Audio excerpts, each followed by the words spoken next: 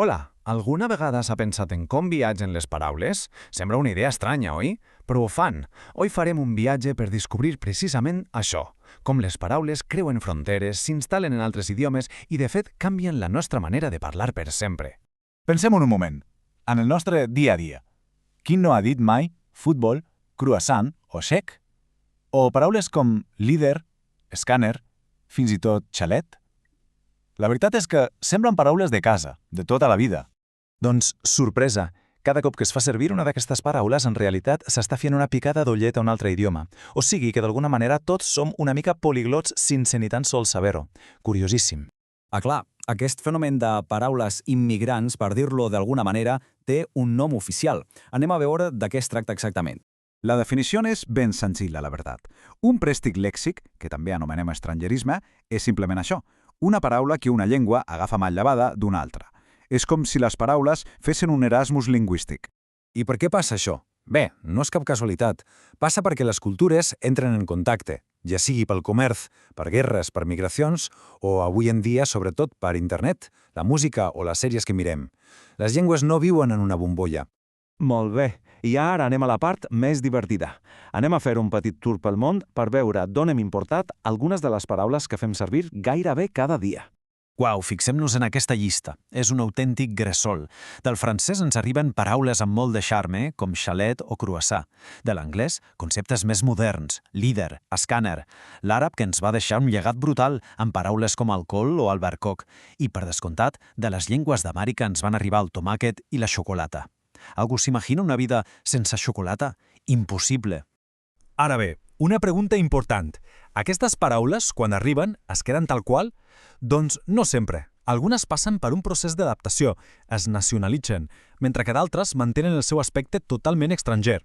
Aquesta comparació ho deixa molt clar. A una banda tenim paraules com futbol, pícnic o béisbol, que les hem fet nostres adaptant-les a la nostra pronunciació i a la nostra ortografia.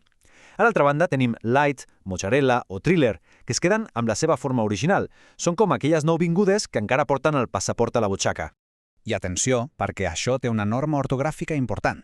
Si la paraula no està adaptada, l'hem de destacar. Així, qui llegeix sap que és una visita d'un altre idioma. És una manera de ser precisos i respectuosos amb la llengua. Però compte, que hi ha una altra forma de préstec que és molt més subtil, gairebé com un espia lingüístic. Es diu calc. Aquí no es copia la paraula directament, sinó que es tradueix l'estructura, la idea, peça per peça. L'exemple és boníssim. Nosaltres no diem honeymoon, oi? Però hem agafat la idea i l'hem traduïda literalment, lluna de mel. O passa el mateix amb jardí d'infància, que és un calc directe de l'alemany kindergarten. És una forma d'incorporació molt creativa, la veritat. Vinga, després d'aquesta teoria, què tal si ens posem a prova?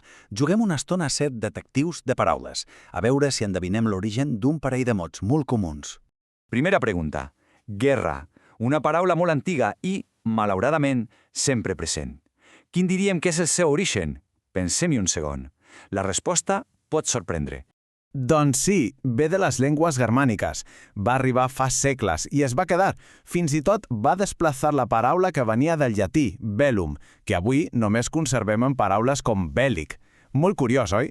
Vinga, va, anem amb la segona. Pizarra, una paraula que ens porta directament a l'escola. D'on deu venir? Doncs ni més ni menys que del basc, d'una llengua veïna. Això es demostra que no cal anar a l'altra punta del món perquè les paraules viatgin. De vegades només han de creuar una muntanya. I a tot això que hem vist ens porta a una conclusió molt i molt important. Al final, que una llengua agafi paraules d'altres llocs no és un símptoma de debilitat, sinó tot el contrari. Demostra que és una llengua viva, que respira, que interactua amb altres cultures i que evoluciona amb la societat. És un mirall de la nostra història. I per acabar, una pregunta per a la reflexió. Totes aquestes paraules que sentim ara a les xarxes, als videojocs, paraules com cringe, spoiler, o fins i tot verbs com xipellar, seran aquests els estrangerismes que s'estudiaran d'aquí a 50 anys? El temps ho dirà. Fins a la pròxima!